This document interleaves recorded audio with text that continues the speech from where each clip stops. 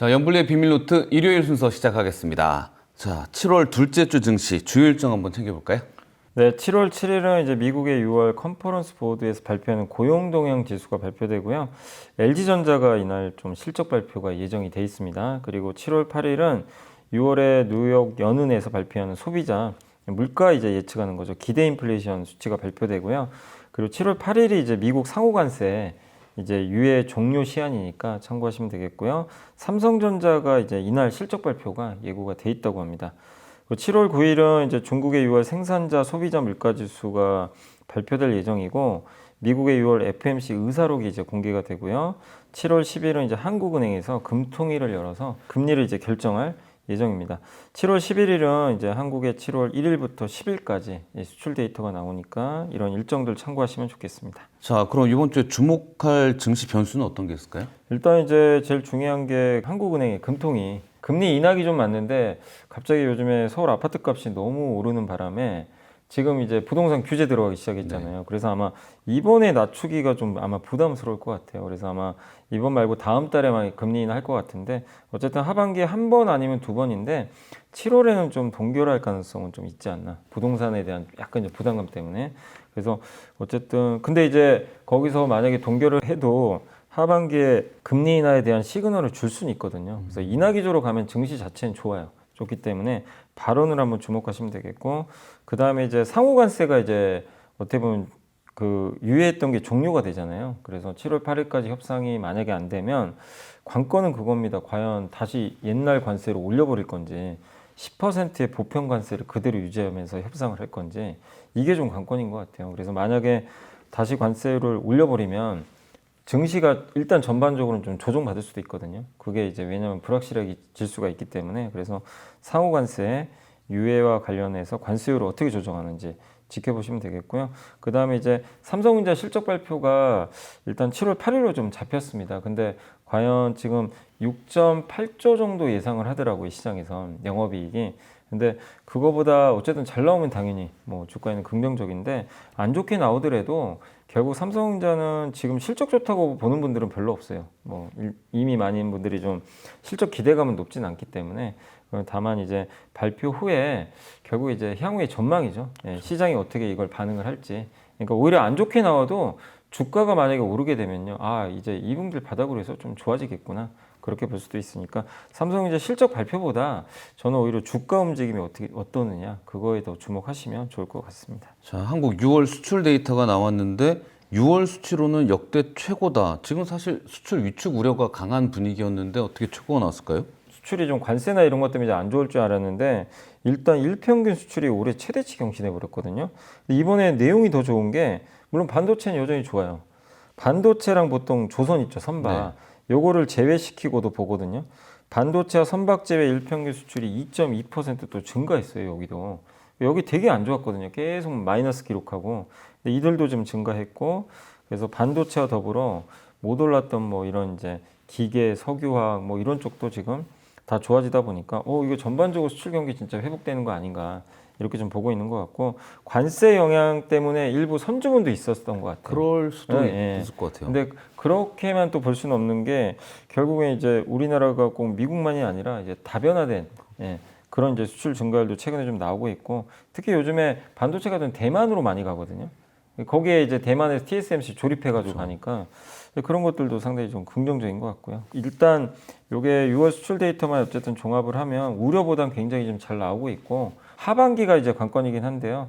지금 일단 BIT 부분의 수출이 지금 일단 조금씩 살아난다는 측면에서 지금 수출에 대한 우려는 예상보다는 좀 나아지고 있기 때문에 하반기도 한번 수출 증가를 한번 기대해 볼 만하지 않을까 이렇게 보여집니다. 다만 만약에 관세율이 25%로 확정이 또 돼버리면 이거는 또 당연히 좀 부정적일 수밖에 없기 때문에 하반기의 변수는 결국 지금 우리가 부여받은 10% 그리고 25%잖아요. 원래 관세는. 이 안에서 10% 이 안쪽으로만 맞추는 협상이 잘 나온다면 수출은 굉장히 견조할 것 같은데 25% 정도의 관세가 유지된다면 이건 부정적일 수밖에 없습니다. 그렇죠. 그래서 관세율 협상이 결국엔 이제 수출 증가율을 결정하지 않겠냐라고 예상을 하고 있습니다. 다음 주 7월 8일 날 이제 실적 발표를 하는 삼성전자 주가가 지금 뭐 6만 넘어서 계속 견조하게 가고 있고 살짝 올라가고도 네. 있는데 이번에 일시 디램 개발 완료했다는 보도가 있었는데 네. 이거 양산하는 의미는 뭐로 봐야 될까요? 그러니까 이제 보통 나노라 그러죠. 이게 그 단위를 반도체. 그래서 뭐 20나노, 10나노, 뭐 파운드리 같은 경우 막 2나노 얘기도 나오잖아요. 근데 D램은 거기까지 갈 수가 없고요. D램은 보통 10나노대 써요. 공정이. 근데 10나노대를 이렇게 세분화합니다. 그래서 그거를 12나노 이렇게 안 쓰고요. 1A, 1B, 1C 이렇게 가거든요. 1B가 좀 제일 나노수가 커요. 그 가장 최신이 1C입니다. 1C가 제일 어려워요. 그래서 지금 하이닉스나 마이크론은 1B 하거든요. 아, 근데 삼성은 1B를 건너뛰고 1C로 가버렸어요. 그만큼 이제 승부를 건 거예요. 왜냐하면 좀 뒤쳐졌거든요, 여기서. 그렇죠. 그래서 1C로 했는데 일단 삼성 입장에서는 되게 긍정적인 게 1C 디램 개발을 끝냈다고 합니다. 보도가 있었고 요걸 끝나면 이제 양산을 하거든요. 본격적으로. 근데 이게 왜 중요하냐면 지금 내년에 엔비디아의 HBM은 누구도 계약을 한 데가 없어요. 내년에 생산되는 HBM, 엔비디아가 아직 아무하고도 계약 안 했거든요. 많은 사람들이 다 하이닉스를 예상하지만 아직 계약은 안 해놨어요. 근데 여기에 그러면 삼성도 기회가 있는 거잖아요. 근데 내년엔 HBM3E도 당연히 들어가지만 HBM4가 내년에 드디어 탑재가 되거든요. 엔비디아 칩에. 네. 근데 HBM4를 하기 위해서 하이닉스는 1B를 써요. 근데 삼성은 1C로 갔어요. 우리는 1C로 해서 해보겠다. 근데 만약에 지금 이제 이게 개발이 끝나서 1C 디램에 그러니까 이거를 HBM4에 탑재가 돼서 수율이 잘 나오면 1C가 훨씬 더 당연히 좀 성능이 더 좋을 수밖에 없기 때문에 그러면 엔비디아 입장에서도 이제 굳이 하이닉스만 무조건 고집할 필요는 또 없어지거든요. 그러니까 이게 굉장히 중요한 변수긴 합니다. 삼성 입장에서도. 근데 관건은 그거예요. 개발 끝낸 것까지는 좋은데 양산 수율이 문제예요. 얼마나 나오느냐. 보통 HBM이 잘 나오면 수율이 60%가 잘 나오는 거래요. 그러니까 만약에 한 4, 50%까지만 양산 수율이 나와주면 나중에 60까지도 맞춰줄 수 있겠죠. 그러니까 양산 수율이 막 10, 20 나오면 쉽지 않은 거죠, 이건 또. 그러니까 결국에 개발은 좋습니다. 개발 좋은데 이제 앞으로의 과제 하나는 남았다. 그래도 어쨌든 뒤쳐졌던 삼성전자가 원시 디램을 일단은 이제 개발 완료했기 때문에 뭔가 반격의 기회는 좀 잡았다.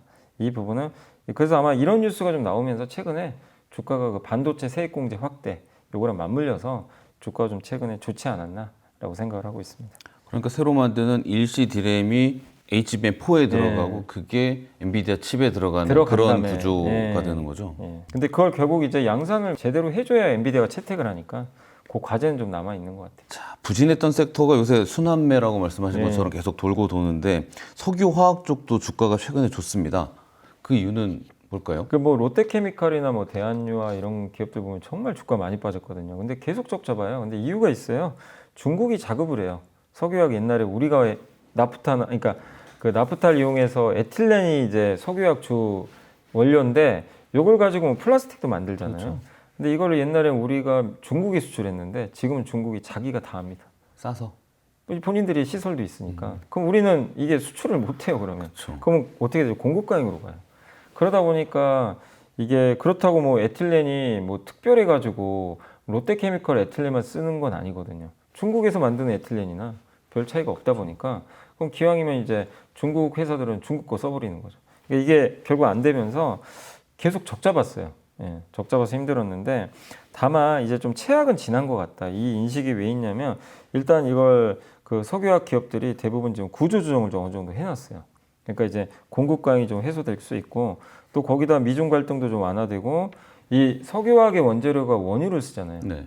원유 값은 이제 최근에 이란 리스크가 좀 해소됐죠. 그러면서 유가 좀 떨어질 것 같고 오펙이 계속 증산할 거거든요. 그 원재료 비용은 과거보다 좀 낮아질 가능성이 높아진 거죠. 그래서 이들이 주도주가 되기는 좀 어렵죠. 아직은 어렵지만 다만 최악이 지난 상태에서 구조조정도 어느 정도 일단락되고 원재료 비용도 낮아지고 미중 갈등도 어느 정도 좀 끝나가고 있기 때문에 이제는 좀 나아지지 않겠냐라는 그런 시각이 좀 많아지는 것 같습니다. 그래서 여기에 이제 순환매까지 겹치다 보니까 석유화학 섹터 반등은 조금 더 저는 이어질 수 있다. 다만 석유화학 섹터 내에선 그래도 하반기 실적이 좀 개선될 거로 보고 있는 종목들이 몇 개 있어요. 이거는 신영증권의 신흥주 연구원님이 이제 적어주신 기업들인데 그 기업으로는 금호석유, LG화학, 롯데정밀화 이걸 좀 꼽아주셨고 IM증권의 전유진 연구원님은 SK가스, 유니드, 롯데정밀화학, 금호석유 이런 기업들은 석유화계에선 그래도 좀 엣지가 있다라고 해주셨기 때문에 이런 기업들도 한번 눈여겨보시면 좋을 것 같습니다. 건설기계 쪽도 보면 HD 현대건설기계하고 HD 현대인프라코어가 합병을 해서 하나의 기업으로 재탄생한다. 이것 때문에 한 15% 폭등했거든요. 맞습니다. 이건 또 어떤 시장의 의미가 있을까요? 근데 이게 우리나라 이런 일은 되게 생소한 거예요. 그러니까 뭔가 어색해요. 왜 말씀드리냐면 한국 주식시장은 쪼개서 상장합니다. 아, 쪼개요, 자꾸만. 그래서 공급이 자꾸 느는 그런 시장인데 합병은 뭐죠? 두 개를 하나로 합치면 줄어들어요. 공급이. 네. 그래서 모든 공급이 줄어야 주가가 오릅니다. 그게 기본이에요. 근데 우리나라 시장은 늘 반대로 쪼개서 상장, 공급 증강. 근데 미국은 합쳐서 그리고 쪼개기 상장도 잘 없잖아요. 근데 그 되게 좀 어색한 부분인데 결국 현대건설기계랑 인프라코어를 합병을 하면 지금 이 회사들이 20위권이래요. 그래서 여기 이 두 회사가 합치면 10위권의 건설기계 회사가 된대요. 뭐 굴삭기 이런 굴삭기는 업종이죠. 네, 맞아요. 같은 회사가 이제 상장돼 있는 거죠. 물론 사업이 약간 다른 부분도 있지만 그래서 외국인 투자자들이 봤을 때 세계 10위권의 회사가 하나가 탄생하면 시총 사이즈가 커지죠. 사이즈가 커지면 외국계 펀드가 들어오기 되게 좋습니다. 예, 시총 자체가 하나가 커져버리기 때문에 작은 거 두 개보다는. 그렇죠. 예, 그러면 외국인 수급에도 되게 좋고 아까 말씀드린 대로 주식 수 관점에서도 이걸 이제 두 개 회사 하나로 합치니까 좋고 기업도 괜찮은 게요. 각종 이제 플랫폼을 하나로 이제 합쳐 가지고 원가 절감을 또 할 수도 있어요. 그리고 현대건설기계가 좀 더 유리하다고 보는 이유가 현대인프라코어가 이 굴삭기도 하지만 여기서 버는 돈의 많은 부분이요. 그 K2 전차 아시죠? 탱커 아. 엔진을 얘가 만들어요. 두산 여기 옛날에 두산인프라코어죠. 저기 폴란드 수출하는 네, 그게. 거기 엔진이 현대인프라코어가 담당을 좀 하고 거기 있어요. 방산 제품들은 대부분 여러 회사가 네, 같이 모여서 맞아요. 만들죠. 그러니까 근데 방사는 밸류에이션을 높게 줍니다. 기본적으로. 근데 이 현대인프라코어에 이걸 이제 건설기가 가져가잖아요. 아예 합쳐버리니까. 그래서 현대건설기계가 주가가 상대적으로 쌌거든요. 인프라코어보다. 그러면 이제 합쳐지면 현대건설기계 밸류가 올라가 버리겠죠. 그래서 팍 15% 네. 올라간 거. 그러니까 여러 이유가 있어요. 그래서 합병을 통해서 여러 마리 토끼를 또 찾아볼 수가 있는 거죠. 그래서 주식시장 전체로도 긍정적이고 그러니까 여러분들도 이제 이런 일이 많아질 수 있어요. 만약에 어떤 같은 회사인데 중복 상장돼 있는 비슷한 것끼리 옛날에 그런 것도 있었어요. 몇 년 전에 DLENC 아시죠? 대림건설. 네네. 옛날에 대림. 근데 거기가 DLENC가 이제 자회사 이 대림건설 같은 경우로 이제 둘 다 이제 같은 건설사잖아요. 어떻게 보면. 네. 근데 이게 중복 상장돼 있는 거예요. 그래서 합쳐버렸어요. 사실 밑으로 합병은 아니고 그 제가 알기로는 그때 대림건설을 밑으로 넣어버렸어요. 100% 자회사로. 그리고 상장 폐지시켜 버렸습니다. 그런 것들이 그때는 되게 놀라웠죠. 이런 것도 하는구나. 항상 이제 한국 시장은 이렇게 자꾸 상장시키려고 하는데, 근데 지금 이제 현대건설기계나 이런 회사들마저도 이제 합쳐서 하나로 만들려고 하니까 지금 많이 이제 분산되어 있는 그런 기업들도 이런 일들이 만약에 발생한다면 이건 주식시장의 밸류를 되게 올릴 수 있거든요. 그래서 이거는 여러분들이 이 회사 주식을 안 갖고 있더라도 진짜 한국이 뭔가 달라지고 있구나라는 걸 이제 증명하는 좀 긍정적인 사례라고 생각을 하고 있습니다. 유사한 작은 종목들도 좀 중복돼 있는 그래도 네. 관심 갖고 봐야 되겠네요. 네. 그 좀 전에 말씀하신 그 현대로템이 만드는 K2 전차 폴란드 2차 계약 완료했다는 기사가 나왔는데 이게 주가는 좀 내려갔어요. 예. 근데 이 2차 계약이 아무래도 우리나라 방산업이 구조적인 성장을 계속 이어간다 이렇게 볼 수 있겠죠. 되게 좋은 거거든요. 굉장한 의미가 있어요. 왜냐하면 K2 전차는 1차는 우리가 직접 만들어서 폴란드에 수출하는 건데 2차는 뭐냐면 현지에서 만들어요. 현지에서 예, 뭐 다는 아니지만 이 중에 이제 일부 물량을 현지에서 이제 만들기로 했고요. 그러면 거기에 공장을 짓고, 근데 폴란드에 그러면 거점이 만들어져요. 근데 이게 되게 어렵잖아요. 어떤 나라에 다른 나라의 방산 공장이 들어온다는 건 쉬운 일은 그렇네요. 아니에요. 그러니까 일반 회사가 아니라 탱크 방산이에요. 만드는 회사를 예, 그러니까 이거는 보통 어려운 일이 아니에요. 예, 그러니까 국가 대 국가 단위로 하는 건데 사실 어쨌든 우리나라에도 만약에 독일 군수 공장이 들어온다, 이게 상상이 안 가잖아요. 너무 이상한데요. 그렇게 네. 따져보니까. 네. 근데 이게 이제 들어가게 되는 거예요. 근데 이거를 폴란드가 되게 원해요. 왜냐하면 지금 유럽의 협정에 의하면 되도록이면 유럽 안에서 만든 무기 쓰자. 이게 되게 강하다고 합니다. 근데 해외에서 수출한 걸 쓰기가 좀 부담스럽거든요. 근데 우리나라가 유럽에 직접 현지화 해가지고 만들면 부담이 전혀 없고 폴란드 옆에 루마니아 있죠. 각종 동유럽 국가들이 그러면 이제 폴란드 공장을 방문하겠죠. 그렇죠. 와서 보고 아 우리도 한번 해보자. 가깝잖아요. 영내 조달하기가 되게 뭐 쉽고. 체코 뭐 이런 쪽에서 네, 다 이렇게 맞아요. 와서 그래서 독일이 좀 약간 불편할 수 있어요. 독일은 자기네가 다 하는데 이제 폴란드에 그런 공장이 세워지면 약간 경쟁력이 떨어진다는 네, 요새 평가가 맞습니다. 있더라고요. 그래서 굉장히 의미가 있어요. 사실 이거는 주가랑 별개로 한국의 이제 앞으로 유럽의 방산 시장이 이제 깃발 하나 꽂는 거거든요. 그래서 굉장히 의미가 있다. 저는 그렇게 보고 있고 다만 주가는 왜 빠지냐면 이런 것들이 이미 다 선반영해서 진짜 많이 올랐어요. 아니 얼마 전에 6만 원 하던 현대로템이 19만 원까지가 거의 그냥 수직 상승했잖아요. 그러니까 어쩔 수 없어요. 이거는 그냥 과열을 좀 시키는 단계이기 때문에 끝난 건 아니지만 주가 측면에서는 조금 좀 아쉬울 수밖에 없다. 좀 과도하게 좀 올랐기 때문에 그런 관점이다. 그래서 현대로템의 이런 이번에 수출 계약은 뭐 정말 우리나라 방산에 굉장한 좀 그 의미를 부여할 수 있는 방산 계약이다라고 보시는 게 좋을 것 같습니다. 뭐 다음 질문 드리기 전에 원전, 방산, 전력 많이 올랐잖아요. 아, 진짜? 그런데도 지금도 보면 장기적으로 성장 가능성이 있는데 네. 언제 근데 이걸 이렇게 매수할 지금 수 이제 있을까요? 저희가 찍는 이 시간에 갑자기 제가 봤더니 주가들이 막 급락하고 있더라고요. 어쨌든 많이들 빠지는데 영원히 오를 수는 없거든요. 그래서 항상 어느 주도주든 고점 대비 10에서 20%는 한 번씩 조정은 나옵니다. 그게 이상한 게 아니에요. 엔비디아도 그러고 갔거든요. 그래서 그런 조정이 나올 때 내가 뭐 예를 들면 방산에 확신이 있어요. 근데 나는 방산은 이제 이미 끝난 것 같다. 아니 산업이 끝난 게 아니라 너무 올랐다. 내가 봤을 때 여기서는 큰 수익 못 낼 것 같다. 그럼 다른 걸 하셔야 되는 거고 아니다. 방산의 시장 이제 열리는데 그걸 확신하고 계시면 다만 지금 많이 올랐으니까 한 20% 빠질 때 분할 매수하는 거예요. 분할로 분할 매수. 모아 가는 거죠. 모아서 또 좋은 이게 HD 현대일렉트릭도 얼마 전에 주도주였잖아요. 근데 그게 고점에서 한 20% 이상 빠졌거든요. 한참 안 좋았어요. 그러니까 이제 개인적으로 걱정되죠. 이것도 빠지니까. 그렇죠. 근데 다시 아니나 다를까 한두 달 후에 신고가 나버렸어요. 다시 다. 예, 그런 일들이 계속 나오거든요. 주도주는 그렇게 가요. 그래서 그렇게 조정받을 때 내가 모을 건지 안 모을 건지는 그건 판단을 하셔야 돼요. 확신을 하냐. 아니면 그 확신이 안 들면 지금 싸고 좋은 것도 많아요. 다른 걸 보시는 거죠.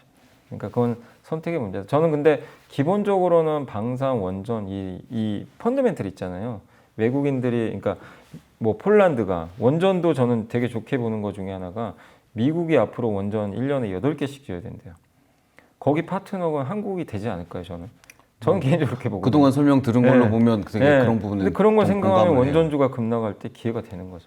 그러니까 그거에 대한 판단은 어쨌든 뭐 직접 하시는 수밖에 없다. 이렇게 말씀. 하나 더 좀 이렇게 급등한 주가는 좀 빠지더라도 다시 전고점을 가더라도 다시 급등을 보이기보다는 좀 쉬었다가, 평평하게 네. 장기적으로 가기 때문에 투자가 좀 적어된다. 이런 근데 결국엔 고점을 계속 뚫어줘요. 그런 이제 산업 사이클이 이어지면. 그래서 엔비디아도 꾸역꾸역 고점 뚫으면서 가잖아요. 그렇기 때문에 저는 그런 기업들이 좀 조정 받으면 그 좀 비중을 늘리는 건 뭐 괜찮지 않을까라고 생각을 하고 있습니다. 알겠습니다. 자, 철강주도 요즘 급등을 했는데 이 흐름 마찬가지로 이어질까? 철강주는 사실 관세 때문에 처음에 우려가 네. 많이 컸던 종목이었잖아요. 근데 우리나라에서 뭐 포스코나 현대자처럼 미국 비중이 얼마 안 돼요. 한 2, 3%밖에 안 되기 때문에 관세 때려도 크게 영향을 받을 만한 그런 업종은 아니고 더 중요한 게 국내랑 중국이거든요. 근데 왜 이제 철강주가 지금 좋냐면 여령 강판이라고 있습니다. 이게 이제 자동차라든가 뭐 가전 같은 데 들어간 강판인데 요 강판을 이제 일본하고 중국에 수입도 많이 해요. 근데 얘네들이 너무 싸게 팔아요. 그냥 이제 덤핑하는 거죠. 그래서 이거 조사해달라 그런 거거든요. 정부한테 요청을 한 거예요. 이거 얘네 너무 싸게 판다. 그 조사 들어갔는데 그게 7월 말에 나온대요, 결과가. 만약에 여기다 반덤핑 관세 일본이나 중국산 때려버리면 우리나라 철강사들의 경쟁력이 갑자기 올라갑니다. 예, 당연히 올라갈 수밖에 없으니 그걸 좀 기대하고 있고 또 한 가지가 이제 그거죠. 중국이 감산 명령을 내린 것 같아요. 철강에 대해서. 아, 그 더 생산하지 말고. 네, 왜냐하면 너무 공급강이 심하니까. 그래서 중국 철강주들이 상한가 가버렸어요. 지난주에. 그랬기 때문에 그러면 중국이 감산하면 당연히 전반적으로 가격이 오릅니다. 네, 중국 값이 오르면요, 우리나라 한국의 철강 값도 올라요. 따라가죠. 왜? 중국이 전 세계 1위니까 철강은. 근데 중국이 공급 늘리면 또 안 좋고 반대로. 그렇죠. 예, 그래서 철강주들이 지금 볕이 좀 들고 있다. 이렇게 보시면 되겠고, 다만 이제 철강주들은 구조적으로 뭐 성장하는 산업은 아니거든요. 근데 최근에 이런 이유들 때문에 좀 올라왔기 때문에 그 여전히 주가도 좀 저평가돼 있고요. 그래서 올해 하반기는 철강주는 저는 조금 괜찮지 않을까라고 생각을 하고 있습니다. 미국 원전 기업 홀텍이 기업 공개 준비하고 있다고 하는데 좀 전에 말씀해 주신 것처럼 미국의 원전 르네상스 시작되는 느낌이네요. 네, 맞습니다. 그러니까 이게 우리나라 방사는 미국에는 못 들어가잖아요. 미국은 방산 강국이기 때문에 사실 쉽지 않아요. 파트너를 굳이 안 해요. 뭐 지난번에 미사일 하나 이렇게 수출 예. 타진하고 있고 뭐 그런 맞습니다. 얘기는 예. 들었는데 근데 유일하게 못하는 게 배를 못 만드니까 군함. 그래서 조선이 파트너 되는 거고, 그래서 우리 방사는 어디 유럽 파트너가 좀 됐잖아요. 아까 설명드린. 네. 그래서 이 파트너가 진짜 중요해요. 지금 시장은 다른 나라가 뭔가 우리나라의 어디랑 파트너 맺고 싶어하는 그 업종이 주도주가 돼요. 조선방산. 이제 원전이 될 가능성이 높다. 왜냐하면 그냥 만들어 파는 게 아니라 예. 왜 이 말씀을 드리냐면 웨스팅하우스가 원천 기술 갖고 있고 막 우리나라들이 네. 막 딴지 걸고 그랬잖아요. 근데 지적재산권은 있어요, 있기는. 근데 이제 아마 수출할 때 아마 이제 웨스팅하우스가 이제 원하는 건 그거 같아요. 좀 나눠줘라. 약간 이런 것 같아요. 그래서 아마 앞으로 해외 수출할 때 한국과 미국이 뭐 예를 들면 저기 유럽이나 아시아 쪽에도 지금 원하거든요. 원전 지어주길. 되게 많은 국가들이 친원전으로 가니까. 근데 아무나 못 만들잖아요, 원전은. 그래서 아마 한국과 미국이 좀 나눠 가질 가능성이 상당히 높고. 근데 이제 제일 중요한 시장이 미국이거든요. 미국은 사실 완전히 우리는 전혀 생각도 안 하던 시장이 닫힌 시장이에요. 지난 2000년 이후 원전을 딱 2개 정도 지었대요. 미국이 지은 게. 중국은 50개 지었거든요. 그러니까 그냥 원전을 그냥 더 이상 안 하던 국가예요. 그냥 기존에 하던 것만 유지하던 국가인데 트럼프 대통령이 서명했죠. 저번에 설명드렸지만 2050년까지 원전 4배 늘려라. 그러면 300개를 지어야 된대요. 그 1년에 8개. 원전 하나 짓는데 몇십 조 들잖아요.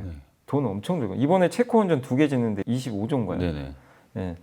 근데 전 세계에서 원전하는 회사, 한국, 프랑스, 그 다음에 인도도 있고 중국, 러시아, 미국 이 정도거든요. 원전 수출 가능한 국가. 근데 미국은 러시아, 중국 당연히 안 쓰죠. 러시아, 거기 중국 삭제. 빼고 그러면 인도도 인도 자체적으로만 해요. 수출 잘 안 해요. 여기 삭제. 인도하고 그 인도는 또 미국하고 이렇게 사이가 좋은 편은 사실 또 아니에요. 그럼 남은 국가는요. 프랑스랑 한국밖에 없어요. 근데 아시겠죠? 프랑스는 너무 느려요. 여기도 배제 쉽지 않습니다. 그러면 결국 미국에 웨스팅하우스가 있어서 웨스팅하우스가 1년에 8개 혼자 다 어떻게 합니까? 그리고 미국의 최대 단점은 공사를 잘 못해요. 건설을. 그래서 현대건설 주가가 괜히 그렇게 간 게 아니고 이런 이유가 저는 있다고 생각하거든요. 그래서 결국엔 조선방산 스토리랑 똑같이 미국의 이제 파트너 중에 하나가 원전 파트너는 한국이 되지 않겠냐. 저는 이제 그래서 긍정적이고, 그리고 홀텍이란 기업이 미국의 비상장 기업인데 이번에 기업 공개한다는 건 시장이 커진다는 얘기예요. 이거 해가지고 이제 자금 조달한다는 얘기거든요. 그래서 홀텍이 상장한다는 건 굉장히 이제 미국이 드디어 원전 투자가 본격화되는구나. 요거라고 생각하시면 되겠고, 작년에 LNG 기업 중에 미국 회사 중에 하나가 갑자기 상장을 해버렸어요. 그러면서 진짜 LNG 섹터가 주가가 많이 갔거든요. 그거랑 좀 비슷한 개념이고, 홀텍과 이번에 이제 같이 협업 맺은 회사가 현대건설이에요. 예, 그래서 SMR 사업을 올해 하반기부터 한다고 하니까. 그런 게 홀텍이 SMR 기술을 갖고 있는. 예, 기술 갖고 있고요. 미시건주의 그 원전 옛날에 폐쇄됐던 거 올해 하반기 재가동하는 프로젝트를 해요. 그래서 홀텍의 상장은 상당히 저는 좀 상징성이 있다라고 좀 보고 있습니다. 우리 주식도 보면 코스피 4,000포인트 얘기도 나오는데요. 지금 한국 증시는 뜨거운데 지금 말씀하신 그런 주도주들 쭉 올라갔고, 그럼 반도체, 자동차, 또 2차 전지, 바이오 네, 이런 맞아요. 쪽에 대한 관심이 여기도 이런 생각이 드는데 네. 어떻게 보세요? 그러니까 너무 사실 조선방사는 많이 올랐고, 뭐 근데 이들이 좀 쉬는 것도 저는 괜찮다고 생각해요. 뭐 계속 오를 수는 없잖아요. 영원히 뭐 이들만 오르면 그것도 사실 그렇게 좀 바람직한 현상은 아니기 때문에. 근데 관건은 이들이 쉴 텐데 쉴 때 다른 게 못 가면 주가 무너져 버려요. 근데 일단 지금 다행스러운 건 뭐냐면 반도체, 자동차, 2차 바이오, 석유화학이 힘을 내주고 있습니다, 최근에. 그래서 조선방산이 좀 쉬는 구간에서 이들이 저는 좀 주도할 수 있다. 이게 일시적인 게 아니라 좀 조금은 이어질 가능성이 있지 않나. 그러니까 시장의 지금 색깔은 좀 소외줄 찾아보자.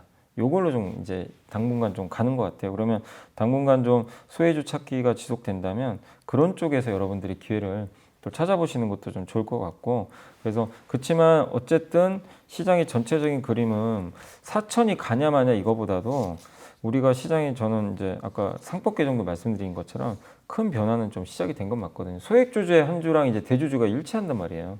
이것도 큰 변화고 그리고 원전 아까 말씀드린 대로 이런 우리나라의 뭐 많은 산업들이 뭐 SK하이닉스, HBM도 마찬가지고 모두가 파트너 맺고 싶어요.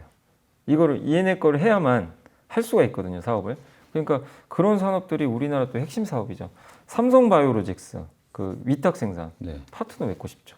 이제 외국 그 제약사 입장에서 잘 만들어주니까 그리고 우리나라 화장품 ODM 너무 잘 만들어줘요. 그냥 맡기면 뚝딱하고 만들어줘요. 경쟁력이 있으니까 그런 산업들이 우리나라 제조업을 딱 떠받들고 있거든요. 이 가치가 이번 상법 개정과 맞물려서 주주 가치까지 이제 같이 맞물어지면서 갈 수 있는 사이클이 저는 좀 시작되고 있다.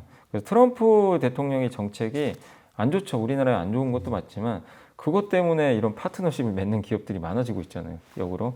그래서 그런 걸 또 잘 활용한다면 큰 기회가 생기기 때문에 그래서 여러분들이 너무 짧게 보지 말고 길게 대응하시고 그리고 특히 저는 AI 있죠. 예, 사실 원전도 AI에서 다 저는 파생됐다고 생각해요. 그걸 하기 위한 거니까. 예, 그래서 AI에 관련된 이 큰 산업에서 그 밑에 파생되는 이 기회가 굉장히 앞으로 많을 수 있기 때문에 여러분들이 일희일비하지 마시고 앞으로도 많은 기업과 섹터를 찾아보시고 저도 이제 그런 것들이 발견되면 계속해서 많이 소개를 해드리도록 하겠습니다. 자, 염인사님이 선정하신 이번 주의 보고서는 어떤 내용일까요? 네, 이건 이제 KB증권의 이은택 연구원님이 이제 제목이 글로벌 자산 시장에 뭔가 심상치 않은 일이 일어나고 있다. 이건 이제 업종이나 이거보다도요. 이게 달러 약세 얘기예요. 그 달러 약세가 투자할 때 너무나 중요합니다. 왜냐하면 올해 상반기에 달러가 폭락했거든요. 사실 완전히 무너졌는데 이렇게 약했던 시기는 1973년밖에 없었대요.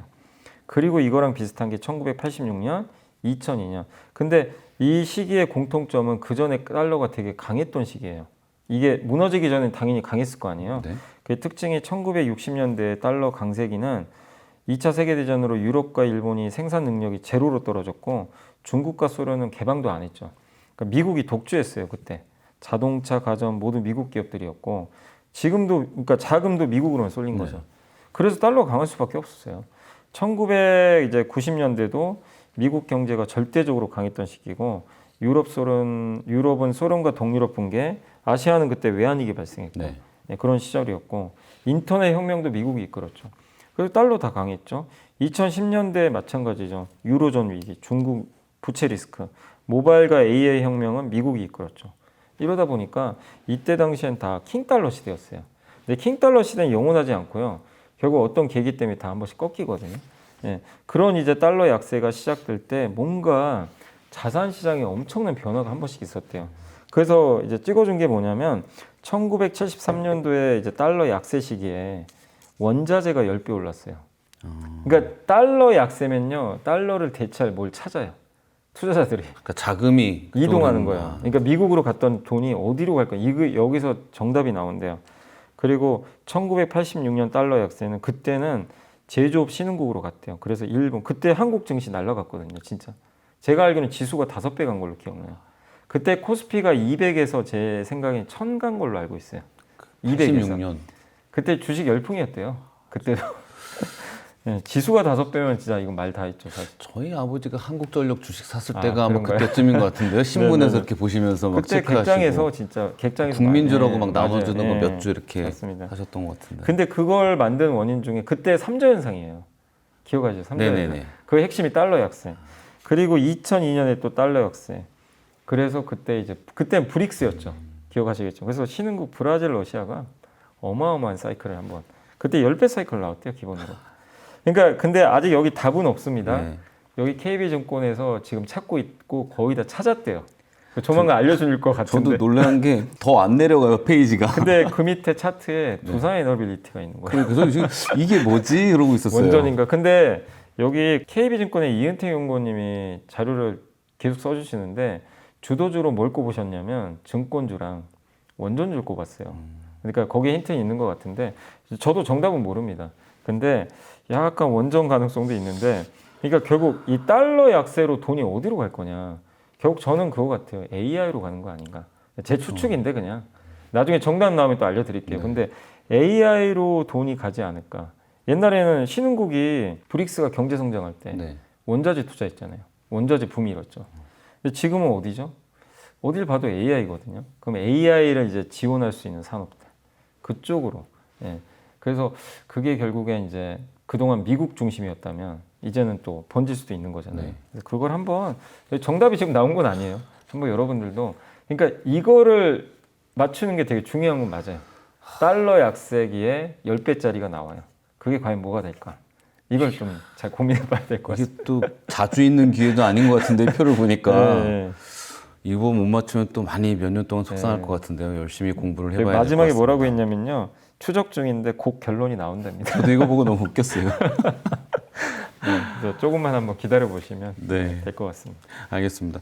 저 오늘 재밌는 거 하나 만들어 왔는데 이상형 게임이라고 아시죠? 제 질문에 둘 중에 하나 고르시면 됩니다. 고르면 돼요. 자, 네네. 10개인데 짧게 할게요. 네, 몇 초씩만. 네. 대부분 주식 투자를 할 때 실패의 원인은 조급한. 조급함.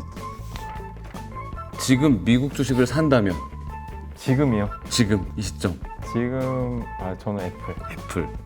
그러면 한국 주식을 지금 산다면 한국 주식이요. 네. 이거 둘 다 사고 싶은데.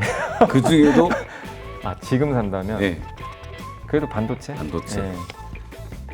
적절한 매수 타이밍은 효과적인 효과적인 네, 마감 전. 마감 전. 네. 더 무서운 건 이거 영블리님이 더 무서워하는 거. 저는 부동산 폭락가. 많은 질문 받을 텐데 더 힘든 질문은 추천이죠. 추천. 네, 추천이. 급등장에서 현명한 행동. 분할 매수. 오늘 더 안전한 건 금 같아요. 투자를 더 잘할 것 같은 사람은 트럼프. 2025년 내 코스피 장중 최고치는 3,500. 3,500. 네.